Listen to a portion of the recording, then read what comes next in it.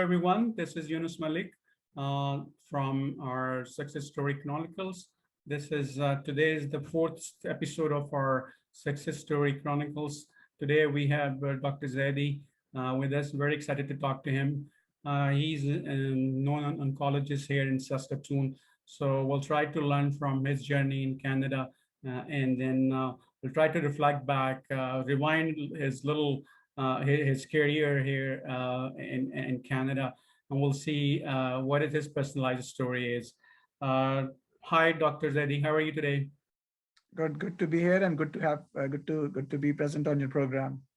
Thank you, Dr. Saab. So generally, what I do, I ask very straightforward question is that when did you come to Canada? Where did you come? And how were your first days? And what did you do when you came here? And that type of detail. So please go ahead. So my story is a little complicated because in some ways I came to Canada twice. I mean, I initially came to Canada in 2002, and we lived here for 6 years. And then I came to Canada again in 2013, and I've been here since then. Now it's almost 8 years. So it's not maybe a somewhat atypical story, but I'm actually like a medical doctor. So I graduated from the Aga Khan University in Karachi, Pakistan, which is one of the leading medical schools in Pakistan. And then after that, I was lucky enough to go to and do my residency in the States. And I actually came to Canada from the US and not from somewhere else. So, and I mean, then I stayed here for a number of years. Then I went back to Pakistan, and I came back to Canada. So the struggle in my life was actually mostly in the med school. Like it was probably some of the best time in my life, also some of the most stressful time in my life. And the other big struggle was the residency and the fellowship, which is like, unless you go through that grind in medicine, like you are not sure what you're made of. So we may have to talk about those aspects of my story if we want to get a fuller picture. Thank you, Dr. Saab. I think it's a start. So just wanted to know that, you lived here for some time and then you went back to Pakistan. What was the motivation why did you go back here? Where you just wanted to sort of understand your transition here and then going back to Pakistan? Right. The first generation that moves, it is always very hard for them. They have ties, roots, connections. They have lived a life in another country, and it's not so easy to sort of pack up and go. And even if you are financially successful or if you are professionally successful, there is always that urge to go back and do something.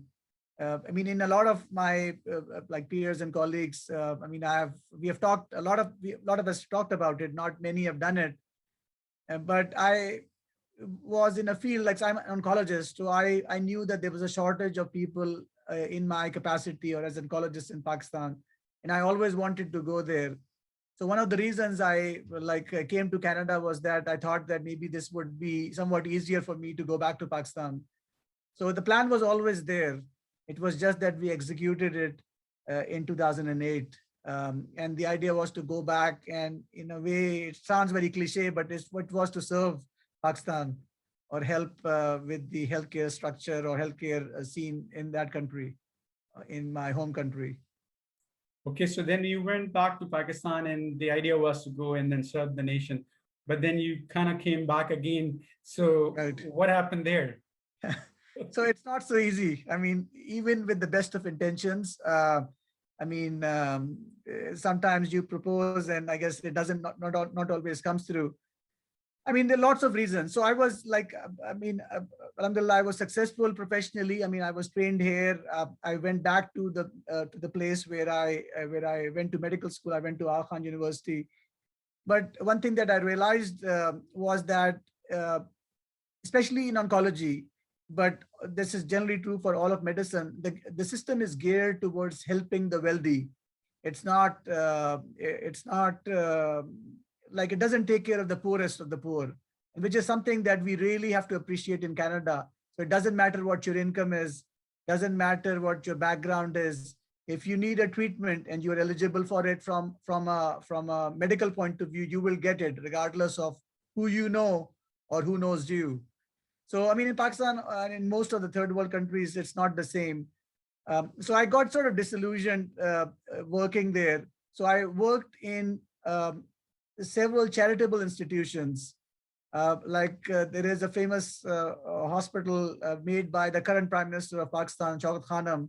So I worked in that hospital for a number of years, and that was very rewarding because I was not seeing people for money. I was getting paid regardless of whether I saw patient X, Y, or Z. And I also worked in another institution called the Sindh Institute of Urology and Transplantation. Both of these were in Karachi branches of these institutions. And in both places, there was no money. Like I was seeing people, I was getting paid for it by the institution, but I wasn't charging them. There was no fee to see me. Like the access for the people was free.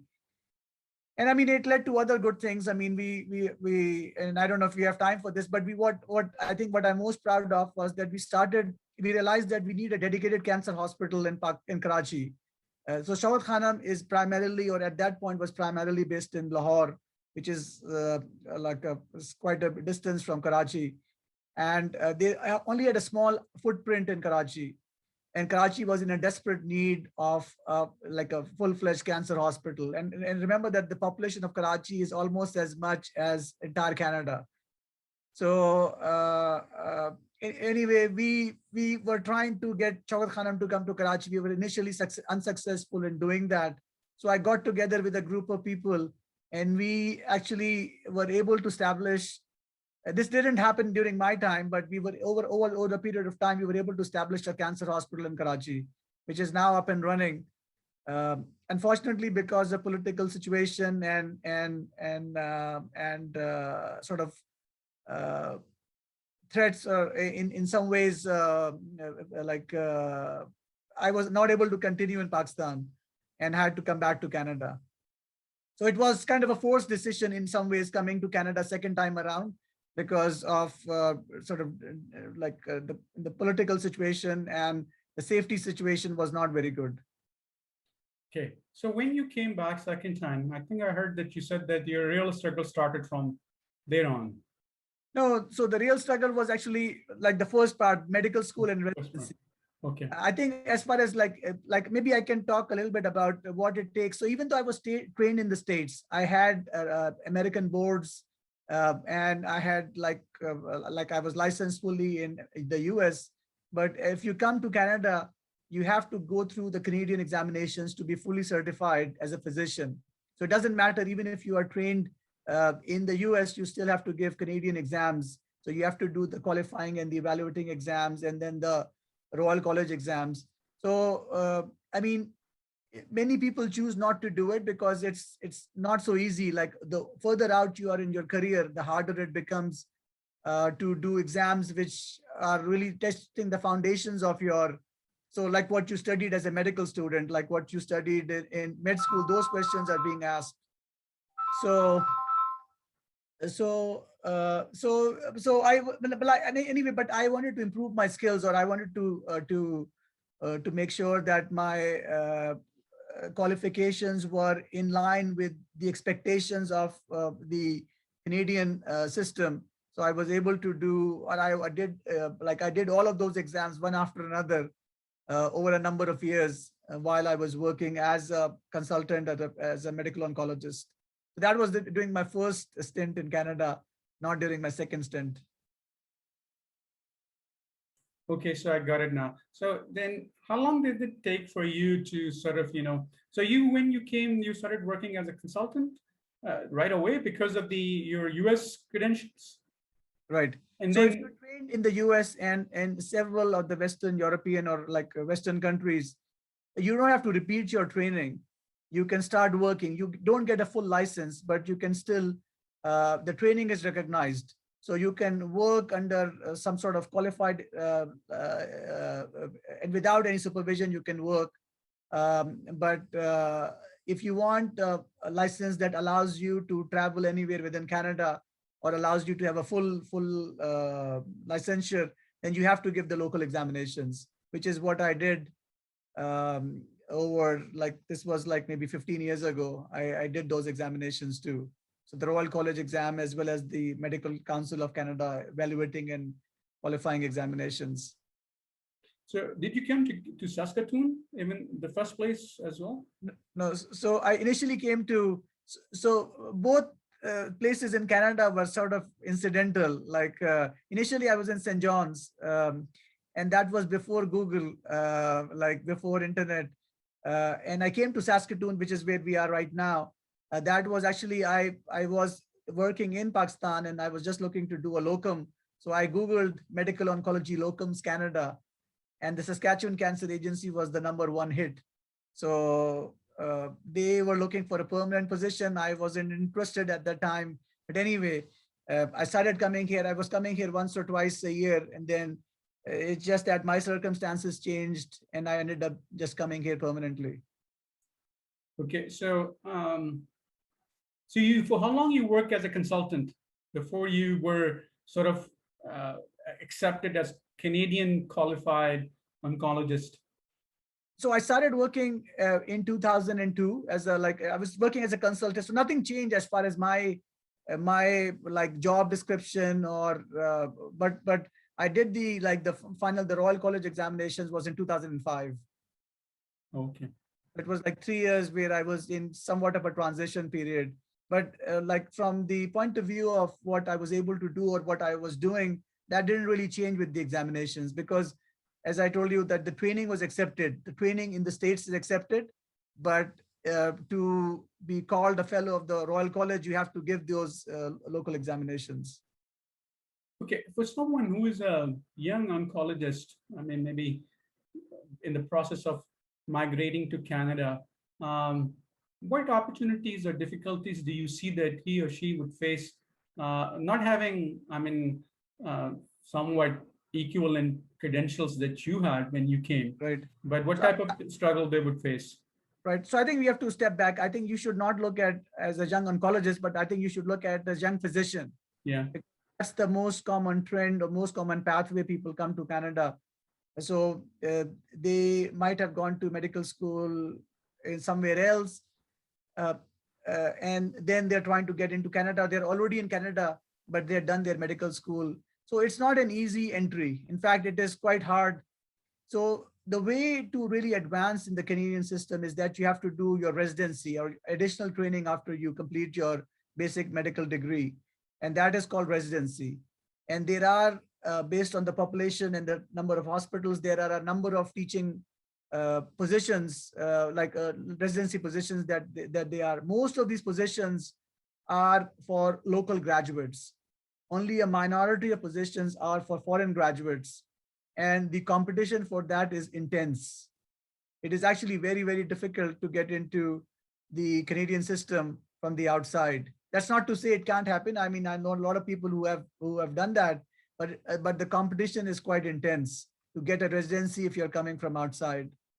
So you have to be prepared that you should be able to give examination, at least give the initial examinations to be eligible for residency. And if you do that, then you also have to give English examinations. It's not just the professional examination, but also in English. You have to be reasonably qualified in English, and that's through IELTS. And if you have done that, only then are you eligible to enter into the system, or you're able to apply. So it depends on where you are trained. If you're trained in Pakistan, which is not an English-speaking country, you might be asked to do additional examinations. If you're trained in the UK, you might be exempt from English. So it varies a little bit as to where your original medical school and original training was. But it is not so easy to get in, and this is probably the most hardest part. And many and it's quite heartbreaking for a lot of people that they are not able to get into the system. But I think my advice is that you should try to improve yourself. You should improve your skill set. So even though, I mean, at least I can talk about, at least in Pakistan, the medium of instruction is English, but our English is in many ways not so good. And people struggle with English. So even if you are working at McDonald's or somewhere else, I mean, you have the opportunity of improving your English if you talk to people, learn your mistakes, understand the local context of things, and your written and spoken English needs to improve. And then there are lots of online things that you can do to improve your English. I mean, medical knowledge is there. I mean, I think most people don't lack medical knowledge. That's not so much of an issue, but it's just getting into the system by uh, passing the exams, as the English part of it sometimes can be the hardest part. Okay, so Dr. Saab, those who are planning to come here, can they how to start? Can they start their process early on while they're in Pakistan? And the second question was basically, what is the sort of a ballpark number of years? I know it depends upon, how do you do in your exams, but generally, how long does it take before you actually become a physician as Canadians accepted environment? So they accept you if you have done MBBS in Pakistan. They accept you as a physician. It's not, but in order to get a license here, you need to go through those exams. So I think one of the things which, and with internet, it is much easier now, that you need to join a group that is preparing for exams in Canada. And ideally, at least some of the people in that group need to be in Canada or who know the system. And so there are, I mean, I've talked to people who have come in recently and who are in these groups. And so they can sort of motivate each other, help each other, as well as, so it's one thing to have knowledge, but it's another thing to learn for the exam and to learn how to pass that exam. Canadian exams in some ways, especially at least the medical exams, in some ways are tricky, they're not easy to pass unless you are somewhat familiar with the pattern of the examination and the questions that could come. So I think that's very important to join a group, and with Zoom and everything now, this is much easier, and then try to learn with this and I mean, it doesn't matter, like if you, so it's not so easy if you are like a little bit older, like let's say you're 40 years old and the rest of the group is 25. It's not so easy for you to join in, but I don't think there is that should be a barrier. You should be able to realize that if you want to get into the system, you need to get through these exams, and it is much harder to do this individually. And you could prepare for these exams, or even you could write these exams before you come to Canada, or no? I mean, I'm not sure about writing. You can definitely prepare for them. Okay. I don't know if there are global centers because I gave these exams in Canada. I mean, I think you can give them in the States too, but beyond that, whether you can give these exams from somewhere else in the world, I'm not so sure. I mean, it is possible because most exams are now online. So it is quite possible that you can really give it from anywhere in the world. But I'm not sure, 100% sure about that. Okay, and the question was that how long does it take, from best case to, I mean, worst case? I mean, you can do it in like, like the exams are every 6 months, so you can be done like within a year or so, or you could struggle to get through this and it might take forever. So, I mean, it depends on what your skill set is and how you're able to negotiate and navigate the exams. But they could be done within a year and a half, and you can definitely start before you come here. Okay. All right, let's go back to reflection from your life. So one point that you mentioned that, we immigrant, because English is not our first language, so we struggle a bit with it. And it improves when you are in here and then you sort of, interact, and that becomes sort of somewhat your first language. But what else you think is different compared to your back home? The differences, culture, practice habits, or what else that you can call out as you would think that are drastically different than Pakistan? So I think you are rewarded for your efforts. I mean, much more so. So if you work hard, you will get noticed, or I mean, they will like. It doesn't matter who knows you or who you know here. It matters what you know. If you know your work, if you know, and if you're good at it, it will get noticed. So that is something that that is very important, and important to realize and understand that this the system here eventually does reward. It might not seem at times, especially if you're struggling to get in, but the system does reward hard work, and if you are able to help out. So I think you should also, like I can tell you, in medicine, it is rapidly changing. At least oncology has changed so much in the last 10, 15 years that whatever I was trained in, nothing, very little of that or none of that actually exists anymore. Everything has changed. We have newer treatments. So one thing that is really important, and I think it's to a certain extent also in Pakistan, but a lot more emphasis here, is to try to keep yourself updated and try to make sure that you know what is the newest and best things. In Pakistan, there is a lot of thing that, okay, let's go and meet the professor, the top person in the department. And usually that person is very far removed from the med school and has not been studying recently, and may not. I mean, in my experience, many of the professors that I met while in Pakistan, their knowledge base was not very good. They were still looking at literature 5, 10, 20 years ago, and they were not keeping themselves, not everybody, but a significant number of them. So I usually, if somebody asks me for advice that who would you recommend as a physician or a surgeon, I would say somebody who is younger, who is relatively fresh out of training, not who trained 20 years ago, may not even know the. So here the emphasis is to try to keep yourself updated, make sure that you are reading or studying all the time. So even though I did my training almost 20 years ago, I completed my training.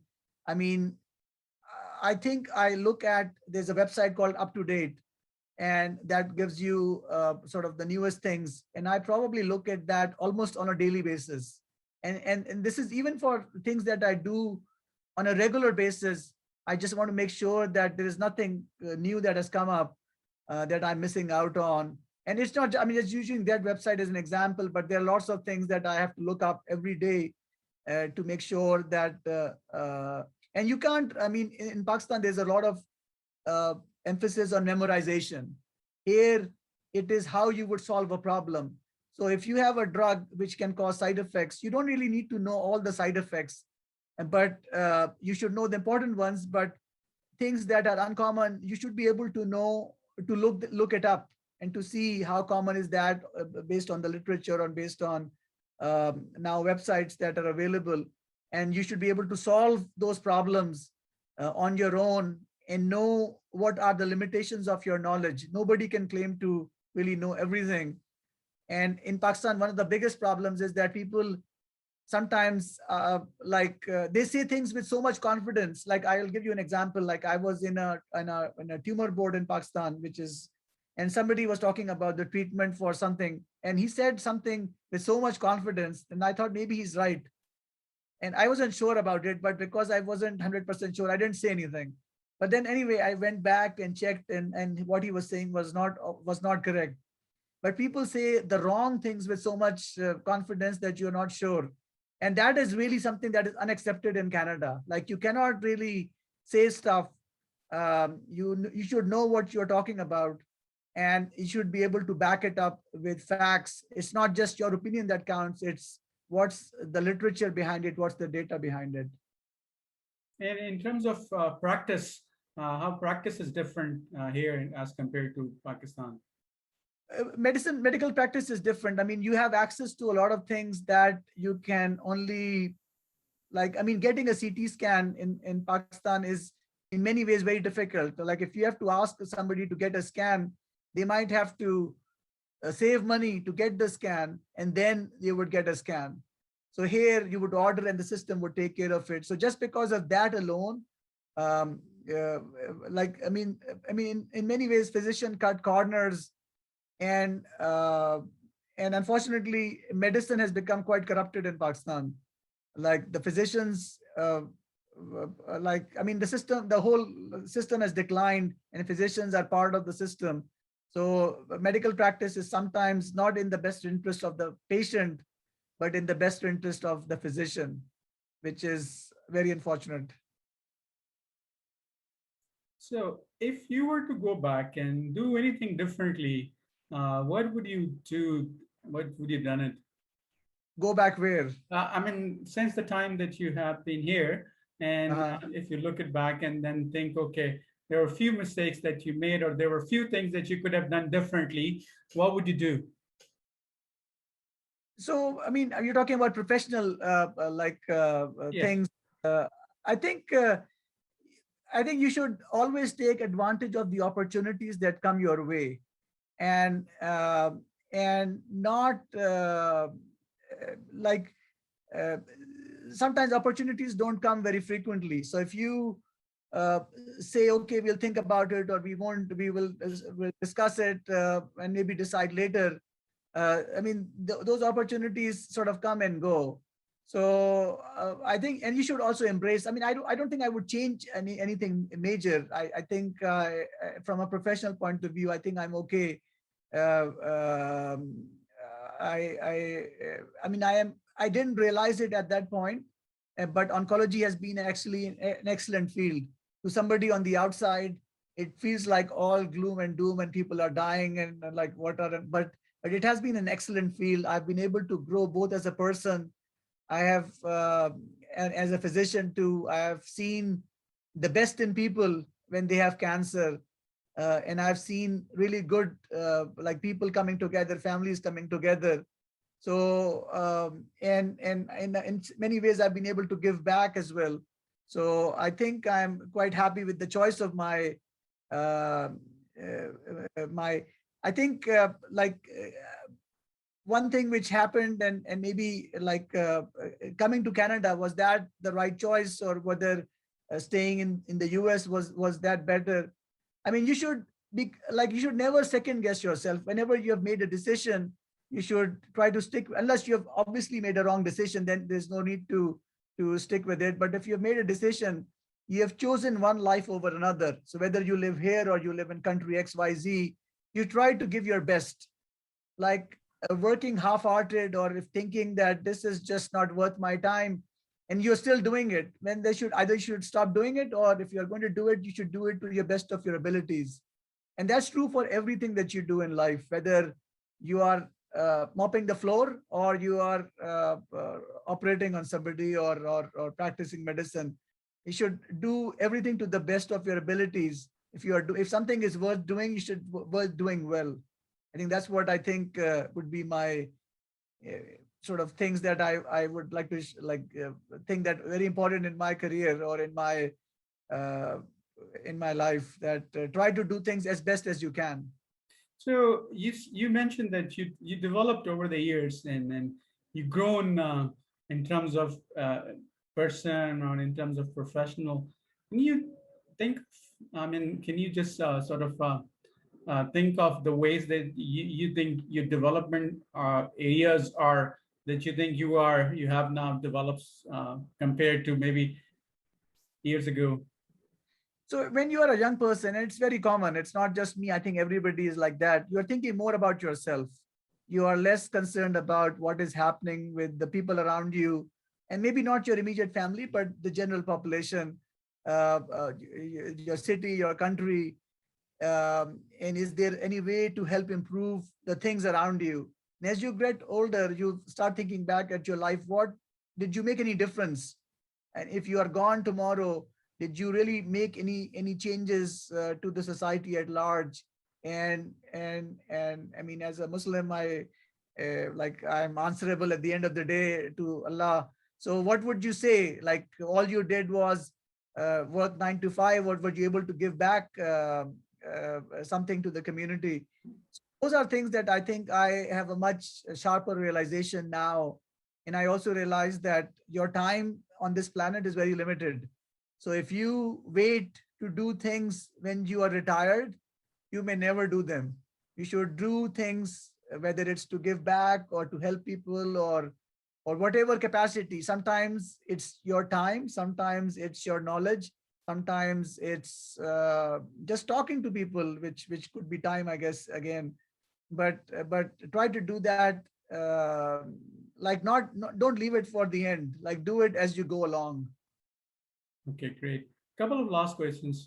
So what would you advise to people, those who are in process of coming to Canada and they belong to medical science field?